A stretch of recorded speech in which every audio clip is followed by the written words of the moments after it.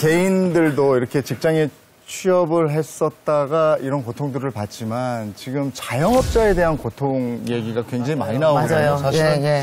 자영업자들 지난 6개월 동안 14만 명이 폐업을 했다 이렇게 들었기 때문에 지금 그 사연을 제가 아까 여기서 뺀 게 이거예요. 한번 보겠습니다. 예. 코로나19는 5명의 직원들과 손님들로 북적이던 저희 미용실을 텅 비게 만들었습니다. 매출액은 작년에 3분의 1에도 미치지 못했고 결국 직원들은 퇴사를 했습니다. 그리고 낮에는 미용사로 밤에는 배달원으로 살기 시작했습니다. 하루하루 많이 힘들지만 올해 6월 저희 곁으로 와준 아들을 생각하며 열심히 버티고 있습니다. 빨리 이 시기가 지나가기만 바랍니다. 6월 달에 아이가 생겼나 봐요. 그렇네요. 이 사연의 주인공도 이 자리에 나와 계신 걸로 알고 있는데 어디 계십니까? 예, 뒤에 계세요. 소개 좀 해주세요. 저는 33살이고요. 지금 경기도 쪽에서 이제 미용실을 운영하고 있습니다. 2군데는 폐업을 했고요. 지금 한 군데 이제 유지하고 있습니다. 미용실은 코로나 이후에 어떤 타격이 실질적으로 있었나요? 저희는 이제 가족 단위 위주로 이제 그걸 하고 싶어서 오픈을 했는데, 코로나가 터지면서 이제 외출도 이제 잘 안 하시고, 그리고 이제 애기들 같은 경우에는 학교를 안 가다 보니까 집에서 이제 직접 머리를 잘라주시는 분들이 많더라고요. 예. 그리고 이제 불필요한 시술을 이제 하지 않고. 예. 그럼 매출이 퍼센트로 수치로 따지면 어느 정도나 준 거예요? 3분의 1 줄었어요. 3분의 1 줄었어요. 예. 그래서 2개를 문 닫고 하나만 유지하시고? 예. 그 하나는 괜찮습니까, 그러면? 그것도 그냥 버티고 있는 중이에요. 보니까 미용실이 우리가 생각할 때 딱 머리만 한다고 생각하는데 결혼식 아니면 돌잔치 이런 어떤 행사에 가기 위해서 우리가 미용실을 가잖아요. 이렇게 집 근처에서 움직일 때는 좀 덜하다가 근데 요즘 행사들이 아무것도 안 되니까 그래서 미용실이 더 안 된다고 얘기하는데. 근데 제가 듣기로는 무슨 배달 일을 하셨다고 들었는데 그건 뭡니까? 투잡을 되게 많이 알아봤어요. 네. 네, 그래서 대리운전도 했다가 지금은 현재 이제 배달 대행, 사람들이 외출을 안 하다 보니까 이제 배달을 많이 시켜 먹잖아요. 그래서 이제 그쪽이 조금 더 이제 수입이 더 센 것 같아서 그쪽에서 지금 밤에는 일하고 있습니다. 미용실 하나를 운영하는 것보다 그게 수입이 더 괜찮았다. 예. 예. 근데 얼마나 안 된 거예요, 그러니까. 집안에 또 경사가 있었어요. 네. 아이가 찾아왔네요. 원래는 이제 로또와 확률 같다고 이제 아이가 안 생긴다고 했었거든요. 네. 근데 갑자기 이렇게 힘든 시기에 아기가 생긴 거예요. 네. 전혀 모르고 있었는데 갑자기 이제 아기가 생겨가지고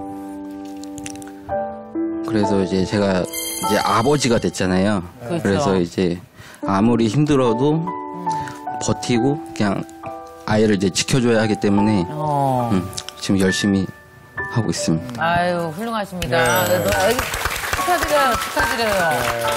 근데 이렇게 또 아이가 태어나면서 기분이 더 이렇게 긍정적으로 바뀌어서 잘 되실 거예요. 근데 이게 앞으로 코로나 이후를 대비해서 뭐 준비하고 계신 게 있으시다고요? 영상으로 이제 뭐 이렇게 수익을 하는 거 있잖아요. 그래서 그걸 저희 아이를 이제 올리면서 이제 그런 걸로 좀 이제 수입을 벌어들이고 있어요. 네. 영상 올린 게 벌써 수익이 나는 상태예요? 예, 조금이지만 나고 있습니다. 그래요? 예. 그렇군요. 요즘에 저게 또 트렌드의 하나예요. 직접 만나서 하는 게 점점 어려워지니까 온라인으로 굉장히 많이 하시긴 하는데요. 네. 다들 하시다 보니까 사실은 굉장히 치열해요, 거기가. 맞아요. 오히려 오프라인에서 비즈니스 하는 것보다 더 치열할 수도 있어요. 그러니까 진입 장벽이 낮다 뿐인 건 거지. 누구나 들어가다 보니까 들어간 사람이 너무 많아진 거죠. 그래서 지금 저분 말씀이 대안이라고 말씀하신 게 아니 미용실을 계속 하셨던 분이면 미용에 대한 기술을 계속 가지신 분이고 그러면 대안이라고 하면 미용과 연계되는 대안이 나올 줄 알고 들었는데 미용을 확 버리고 딴 얘기를 하는 거예요. 그래서 이런 식으로 보통 모든 사람들이 대안을 다 그쪽으로 찾으면 그럼 미용은 또 누가 해요? 미용에서도 그 답을 누군가 또 찾아내야 될 거거든요. 왜냐하면 우리가 지금 경기가 안 좋아서 미용을 줄어들긴 줄어들었고 또 사람들이 직접 대면하는 게 좀 불안하고 해서 좀 덜 하긴 하지만 그럼 대면하는 게 걱정 없게끔 안전을 좀 잘 지킨 미용실이 된다면 그건 또 다른 문제가 되거든요. 저도 이제 대안을 찾기 위해서 이제 코로나 때문에 안 나오니까 이제 뭐 제가 이제 출장 미용 쪽으로 해서 그걸 또 알아봤었거든요. 되게 많이 알아봤는데 그것도 이제 법적으로도 이제 문제되는 게 많고 그리고 그 출장비를 따로 받는다고 해서 이제 그 비용 자체가 이제 가격이 올라가 버리니까 이제 사람들은 차라리 그냥 그 돈으로 기계를 사서 집에서 그냥 내가 머리를 해준다 이제 그런 개념으로 바뀌어 버렸어요. 저도 되게 이게 그 설문조사식으로 이제 되게 많이 알아봤었거든요. 근데 그게 출장은 또 대안이 안 되더라고요. 지금 많이 힘들지만 힘든 시기에 태어나서 이제 제가 해줄 수 있는 게 많이 부족하지만 그래도 지금 아무 탈 없이 그냥 건강하게 자라줬으면 좋겠습니다. 고명환 씨도 이게 첫 번째 요식업이에요? 저는 한 4번을 크게 말아 드셨어요? 말아 먹고 감자탕집하고 실내 포장마차하고 또 골프 연습장에서 스낵바하고 그다음에 이제 가장 많은 돈을 까먹은 닭가슴살 사업을 그랬어? 네. 와, 운동? 그건 기억나요. 저를 검색해 보시면 막 몸짱되고 한 게 있었는데 그게 잘 안 됐군요. 열심히만 하면 난 무조건 다 될 줄 알았어요. 근데 열심히 일을 했는데도 4개가 다 이렇게 메밀을 어떻게 만났습니까? 그러니까 이제 메밀국수를 어떻게 만났냐면 또 이제 닭가슴살도 망하고 난 그러면 그때 40살이었는데 결혼도 포기했었어요, 진짜. 여러분 요식업 하신 분 중에 온난화 생각하시면서 차려보신 분 있어요? 저는 요식업을 하는데 트렌드 분석할 때 온난화를 굉장히 중요하게 생각했어요. 기후변화 말씀하시는 거죠? 왜냐면 확률을 높여야 되잖아요. 그러니까 이왕이면 겨울 상대 음식보다는 우리나라가 여름이 길어진다고 하니까 여름 장사를 해야겠다. 그 다음에 고령화가 된다고 하니까 아무래도 그 연령대가 높으신 분들과 그런 분들이 좀 좋아하시는 그 다음에 이제 이 건강에 대한 트렌드는 계속 좋아지는 거니까 그 다음에 또 유행을 타면 안 된다. 이게 찾아가서 딱 만난 게 메밀국수였어요. 그래서 지금 매출이 얼마나 일어나요? 그래가지고 딱 이렇게 세팅을 해갖고 딱 차렸더니 차린 첫 해부터 10억 이상을 친하게 지냅시다. 그래요. 네. 코로나 이후에 어떤 이런 트렌드를 쫓아가면서 뭔가 또 분석해놨어요. 네. 저도 계속 이 코로나 이후에 계속 이어질 거라고 생각하거든요. 그래서 우리 메밀국수를 좀 간편조리 식품으로 만들어서 충분히 그 90% 이상의 맛을 집에서도 볼 수 있게. 그래서 저도 오프라인에 문 여는 시간에만 팔리는 게 아니고 간편조리식으로 만들어서 24시간 인터넷에서도 판매가 될 수 있는 그런 어떤 제품으로 만들어야겠다 해서 요즘 막 진공도 해보고 냉동했다가 얼렸다가 녹였다가 뭐 이게 삶아보고 뭐 그러고 있습니다. 지금 기왕에 이제 많은 분들이 와 주셨고 김미경 원장님이 MC로 참여를 하고 계시니까 직접 현장에서 좀 만나시죠. 좋아요. 가서 좀 말씀을 나눠보도록 하겠습니다. 아무리 생각해도 나는 내가 제일 힘든 것 같다 하시는 분 손 좀 들어보세요. 어디 계시지 않으세요? 여기 말씀 좀 해주세요. 지금 자기소개 좀 해주세요. 대학교 1학년 20학번. 대학교? 1학년. 1학년이 뭐가 많이 힘들까요? 얘기 좀 해주세요. 일단 학교를 시험 보러 한 번 가봤고 교수님 얼굴도 한 번도 본 적이 없고 동기들 선배님들도 다 한 번도 뵌 적이 없어요. 혹시 남자친구는 생겼어요? 없어요. 생길 리가 없지, 학교를 안 가니까. 어떡해요. 그러면은 왜 학교 들어가서 막 대학생활을 막 꿈꿨을 거 아니에요. 대학교 1학년들이 요즘에 가장 가엽다고 누가 얘기하더라고요. 어때요? 가서 제일 하고 싶었던 거 뭐였어요? MT나. MT 못 갔구나. 그러니까. 그렇게 재밌지는 않아요, MT가. 여기 MT 가보신 분 다 손 들어보세요. MT 가보신 분. 물어보겠습니다. MT 재밌어요? MT 가서 술 먹고 죽을 뻔했습니다. MT 가서 술 먹고 죽을 뻔했대요. 또 뭐가 제일 하고 싶어요? 학교 개학하면. 친구가 아예 없어서 대학교에. 학교에 만난 적이 없으니 친구가 없겠네. 저 얼마 전에 깜짝 놀랐는데 우리 딸이 지금 고등학교 1학년인데요. 중학교 때랑 고등학교 때랑 친구가 다르대요. 왜냐하면 밥 먹을 때도 칸막이를 치고 서로 학교에서 막 말을 많이 못하니까 옛날처럼 그 친구가 그렇게 가까운 느낌이 잘 안 든다고 하는 얘기를 듣고 이거 큰일이다. 이게 관계에도 영향을 미치구나 하고 되게 힘들었었어요.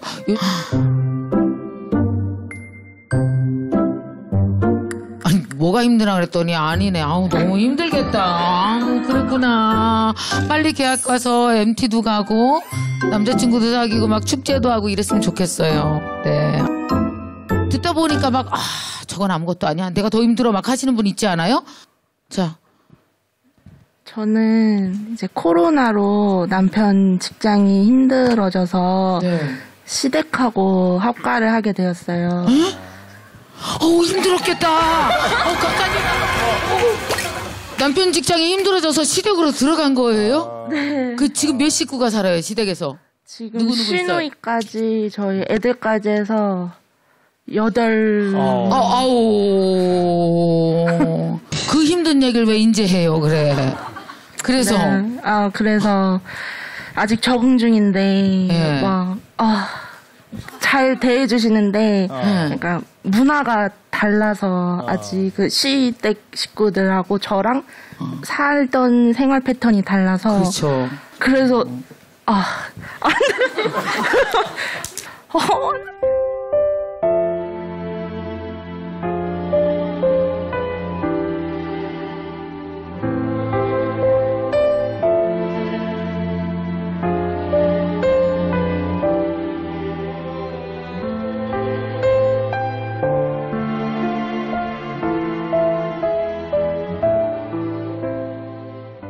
남편이 직장을 빨리 찾아서 그죠? 돈도 벌고 그래서 좀 잘 했으면 좋겠네. 아니 여기도 지금 얘기를 들어봤더니 코로나로 인해서 벌어지는 일들이 이렇게 많은데 코로나 블루라고 그래서 코로나 우울증 이런 얘기도 많이 하더라고요. 맞아요. 사실 꼭 우울뿐만 아니라 모든 정신질환들이 좀 다 늘어나는 것 같아요.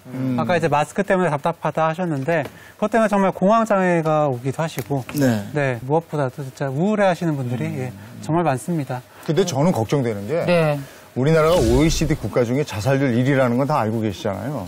근데 코로나 이후에 그 여성분들의 그 자살률이 더 올라갔다 이런 얘기를 들었어요. 그게 사실입니까? 남성은 오히려 약간 줄었는데 여성에서 더 증가를 했더라고요. 사회적으로 이제 스트레스가 굉장히 심한 상황인데 이런 상황에 여성분들이 더 우울로 많이 진행을 하고 그걸로 인해서 2차적으로 좀 이러한 선택을 하시게 된 게 아닌가. 우리는 이렇게 만나고 같이 얘기하고 이게 너무 좋았잖아요, 여성들은. 근데 지금 그걸 못하니까 인생의 정말 가장 중요한 부분이 그냥 다 해체된 것 같은 느낌인 거예요, 사실은. 수다 떠는 게 못하게 되니까 힘들어하는 사람도 사실 있을 거예요. 그러니까 거리두기가 제일 무서운 게 거리두기 때문에 서비스업이 사실 무너지거든요. 대면 영업도 사실은 거리두기 때문에 영업 못하게 많이 했고. 그렇죠. 그 거리두기라는 말 하나가 별거 아닌 것처럼 보이지만 이것 때문에 우리가 수십 년 살면서 당해냈던 수많은 것들이 다 깨진 거예요. 맞아요. 그 깨진 걸 그러니까 새로운 변화를 받아들일 때 사람들이 제일 힘들잖아요. 하던 거 계속하면 편한데 안 하던 걸 자꾸 해야 돼서 이런 상황에서 사실은 그 적응에 대한 부분들이 생기기도 하고 또 두려움이 생기기도 하고 그리고 아무래도 가장 큰 건 그냥 거리만 두면 괜찮은데 거리두기 문제가 근본적으로는 일자리도 영향을 미치고 소비에도 영향을 미치고 경제에도 영향을 미치니까 결국은 저게 나중에 내 경제, 미래 좀 어두워지지 않겠냐는 걱정 더 많이 하시는 것 같아요. 근데 요즘에 비까지 많이 와가지고 사람들이 더 우울하단 말이에요. 저희 집 비세요. 비세요, 우리 집. 이런 걸 어떻게 극복할 수 있을까요?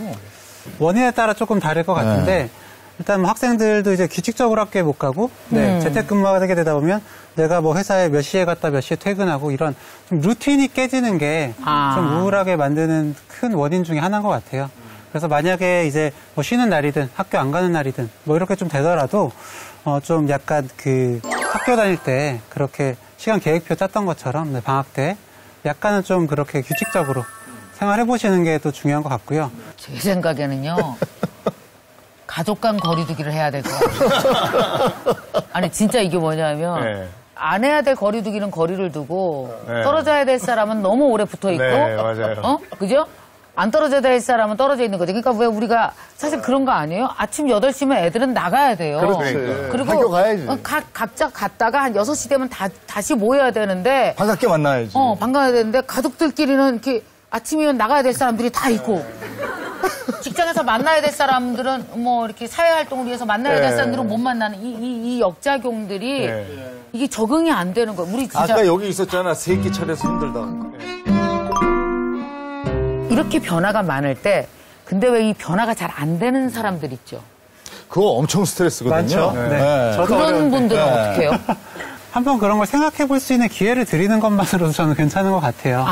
어떻게 할까요? 네, 뭐 질문을 드리는 거 아닐까요? 내가 못하고 있으니까 나만 뒤처지는 거 아닌가? 나 이러다가 뭐 문제 생기는 거 아닌가? 라는 생각 때문에 오히려 더 힘들어지고 불안해지고 2차적으로 더 어떤 뭐 질환이 생길 수도 있는 거잖아요. 그래서 저는 더 질문이 필요하고 구체적으로 뭘 할지를 생각해 보시는 게 중요할 것 같습니다. 요즘에 진짜 뭐 어떤 얘기가 나오냐면요. 그 코로나 이전과 이후가 판이 바뀐다고 얘기해요. 그러니까 살아가는 모든 큰 판이 이렇게, 그러니까 큰 판은 움직일 때 이렇게는 안 움직이거든요. 근데 전체적으로 굉장히 천천히 막 움직이고 있는 중이에요. 그래서 판의 이 이동이 어느 정도 끝나는 한 2년 후, 3년 후가 되면 우리가 살아가는 방식이 다 바뀐 거거든요. 그럼 그 방식 안에 내 직업, 내 사업, 내 아이 교육 이게 다 들어있는 거거든요. 그래서 지금 말씀하신 대로 좀 준비를 해놓으면 그때 찬스가 있는 거죠. 그때 기회를 잡는 것이고 기회가 있는 것이고 그러니까 기회를 보는 눈이 생기겠죠. 근데 지금 아무 준비도 안 하면 그때 가서 이게 위기겠죠. 그래서 위기가 기회라는 말은 개인마다 다른 것 같아요. 사실 우리가 원래 이런 일 생길 거라고 작년에 아무도 예측하지 못했어요. 그럼요. 그냥 불가항력적인 재난에 가까운 일이 생긴 거고. 그럼 이런 상황들이 앞으로 또 생길까를 또 생각해 봐야 되는 거죠. 또 생길 수 있는 가능성이 꽤 높습니다, 사실은. 그렇다고 하죠. 그럼 바꿔 얘기하면 이제까지 살아왔던 거와 좀 다른 방식에서 뭔가 대안들을 자꾸 고민하고 연습을 좀 해볼 필요가 있다는 건 거예요. 처음 겪는 거는 우리가 경험 없어 당했다 치고 이런 게 앞으로 계속 온다면 두 번, 세 번째째는 좀 잘 이겨낼 수 있지 않을까. 그걸 하기 위해서라도 어떻게 하면 뭐 잘 넘어갈 거에 대한 공부와 연습을 좀 지금 많이 해주실 필요가 있을 것 같습니다.